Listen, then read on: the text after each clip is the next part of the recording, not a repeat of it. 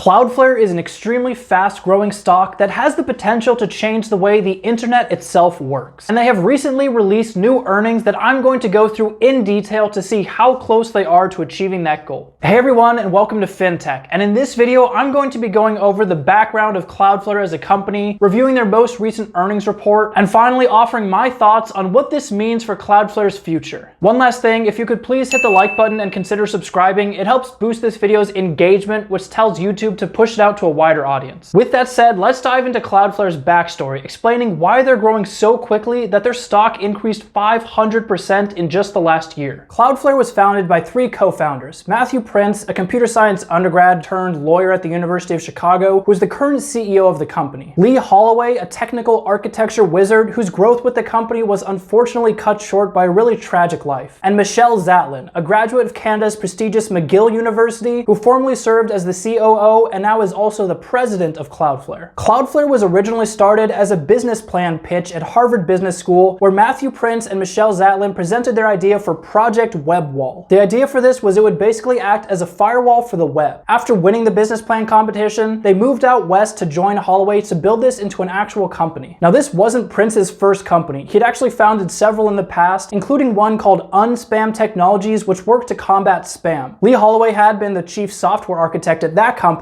before deciding to join Prince and co-founding Cloudflare. Since the beginning, Cloudflare has done an exceptional job of really sticking to their roots and following the business plan that was laid out many years ago, putting security at the center of everything they do. They wanted to build a better way of protecting websites on the internet, thinking of themselves as an internet-wide immune system that could look at all the traffic in and out of websites and use that information to identify good actors and bad actors. This could effectively let them stop bad actors from damaging the website while also optimizing the performance of the sites for good actors. The idea of stopping bad actors led to some of their first breakthrough products, including one for stopping DDoS attacks. DDoS stands for Distributed Denial of Service, which is basically where an attacker will get a whole bunch of machines and put all of that traffic onto one website at the same time, with the goal of overloading their servers and causing the website to crash. Cloudflare gained some positive attention in 2014 when they effectively mitigated the largest ever DDoS attack up to that point. In addition to blocking these bad actors, Cloudflare also saw the opportunity to optimize these sites' performance for good actors as well. They moved beyond providing simple security products like firewalls and access management to performance products like intelligent routing and reliability products like vendor-neutral load balancing. They offered all of these services using a software-as-a-service model, meaning that there didn't need to be any hardware changes on their customers' systems. Additionally, those customers would only pay for the service as long as they wanted to, so only as long as those services were actually making them more money than they cost. Over time, Cloudflare has used their existing platform to launch new products. At one point, they said the best way to protect websites was to host them themselves, so they launched a CDN service. Later, they wanted to protect computing as well, so they launched Cloudflare Workers, an edge computing network. In addition to all those products, they introduced 12 products in 1 week alone in celebration of their 10-year anniversary in last October. This included improving analytics, improving website load times, and optimizing the website based on the platform being used, for example, WordPress websites. So clearly, up until this point, innovation has not been an issue for Cloudflare. So that's really where the company stood when I last analyzed them back in November of 2020. But now let's look at what the result of those new products and strategies were by looking at their earnings for Q4 2020. In Q4, Cloudflare reported earnings of $125.9 million, an increase of 50% year over year and in line with their last couple quarters of plus 46%, plus 48%, and then plus 54%. This brings their total revenue for 2020 to $431 million,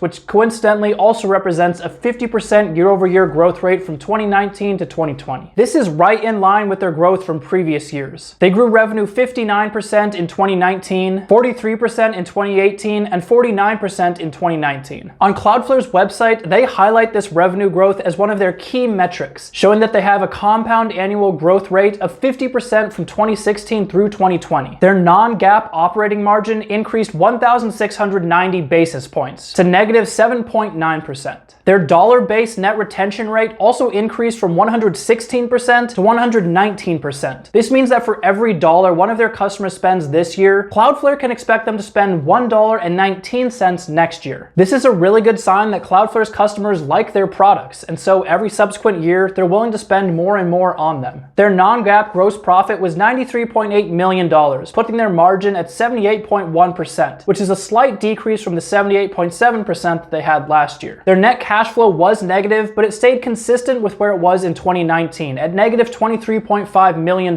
despite the fact that their revenue base was much larger. This means that their net cash flow loss as a percentage of their revenue has decreased year over year. The other key metrics which they highlighted on their website is that they now have over 3.5 million customers, with over 111,000 paid customers. They also experienced their largest customer growth in several years this quarter, growing 10% quarter over quarter, or up 32% year over year. They also saw larger growth from their largest customers, which grew 49% quarter over quarter. This is due to a combination of gaining new customers, partly from the ones that were using their platform for free in the past, as well as selling new products to existing customers. They also like to show the stat that 99% of internet users in the developed world are within 100 milliseconds of Cloudflare. So now turning our attention to their revenue forecast. They forecast that next year their revenue would be between $589 million and $593 million, which would actually represent a decrease in their rate of revenue growth to only 37% year over year. They also estimated their Q1 2021 earnings at only $130 million,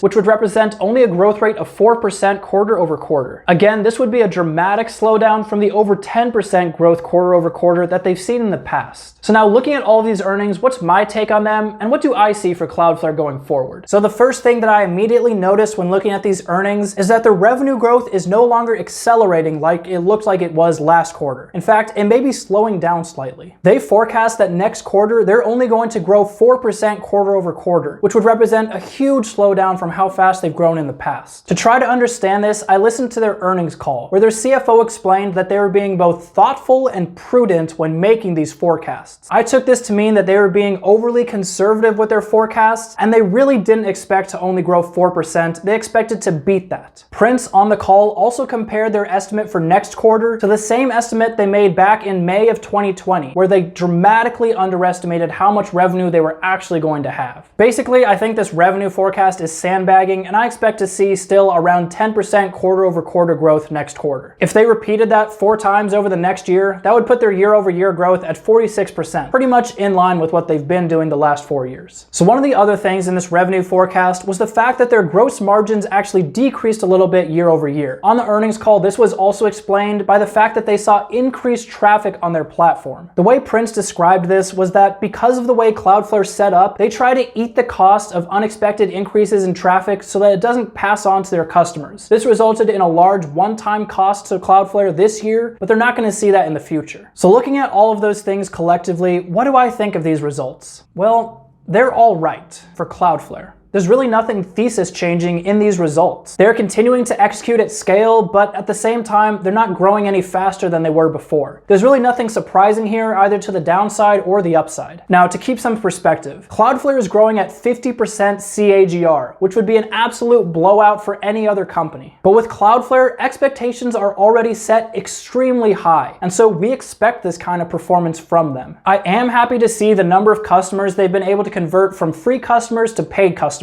In fact, they saw the largest customer growth that they've seen in several years this past quarter. I am also glad to hear that Cloudflare is still focusing on innovation and launching new products, which Prince in large part attributes their increasing dollar-based net expansion rate to. Prince was a little bit dramatic on the call, and he said that innovation is the energy that fuels Cloudflare. One other interesting note they made on the call was about the SolarWinds breach, which I previously talked about in the context of CrowdStrike. With SolarWinds, basically hackers gained access to their network, and once they were in, they were able to spread laterally throughout the entire system. If companies had been using Cloudflare, however, that wouldn't have been an issue. In fact, Cloudflare checked to see if any of their systems were affected by SolarWinds, but even if hackers were able to gain access to the network, Cloudflare uses a zero trust architecture, meaning that a breach in one area does not allow an attacker to move to other areas of the network. While this has always theoretically been a good thing, SolarWinds really demonstrates extremely practically why this is important, and Cloudflare saw some benefits benefits from that. After the hack, they had companies reaching out proactively to them, asking them how they could improve their security, which shows that this really could be beneficial for Cloudflare's revenue going forward. Another bright sign for the future, Cloudflare said that developers are really their core audience, because developers are the ones who bring their products into their companies. Well, Cloudflare Workers, their edge computing platform, saw 15,000 new developers using their platform for the first time. This is 2 times higher than the last time they reported this data back in Q2 of 2020. This essentially represents the top of their sales funnel, and so we should expect to see some of this growth there trickle down to the bottom line eventually. So what moves am I making in this stock? Well, overall, I really saw this quarter's earnings as just business as usual, as much as you can have business as usual with a company that's growing 10% quarter over quarter. As long as Cloudflare continues to innovate and create new products that their customers love, I really don't see this company going anywhere in my portfolio. The fact that everyone from companies needing help transitioning to remote working, companies that are worried about cyber attacks, and developers that are just trying to improve the performance of their platforms are proactively reaching out to Cloudflare really says a lot about the quality of the products and that they are producing best-in-class innovation. Now, I already have a very large position in Cloudflare. In fact, it represents 20% of my portfolio currently. But even so, when I saw that the stock was trading down after hours after announcing these earnings, I couldn't resist buying a little bit more, so I bought around 1% more stock in Cloudflare. I think some analysts may have been a little bit disappointed in what I see as sandbagging in terms of their forecast and revenue, but other than that, I really don't see a reason for the stock to have dropped. So let me know what you've done with Cloudflare. Don't forget to like and subscribe if you enjoyed the video, and I'll see you next time.